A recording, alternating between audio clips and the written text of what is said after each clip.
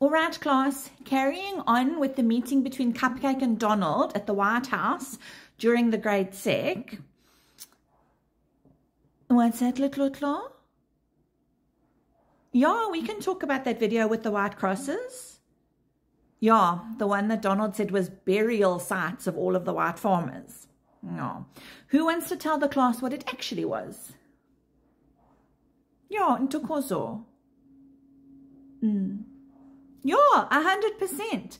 Those crosses were set up as a protest for all farmers, not white farmers, after a couple came home to their farm and interrupted a robbery and were murdered in the process. Those crosses were put up, I think it was in 2020, for that protest, and then they were taken down afterwards. Good job. Very good answer. Take yourself a gold star, my girl. What's that, Mark?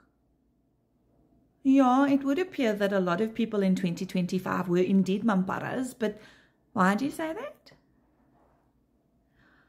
Yeah, I mean, the fact that so many people just believe that we saw many buried people down the side of a road, one on top of each other like that, is interesting thinking.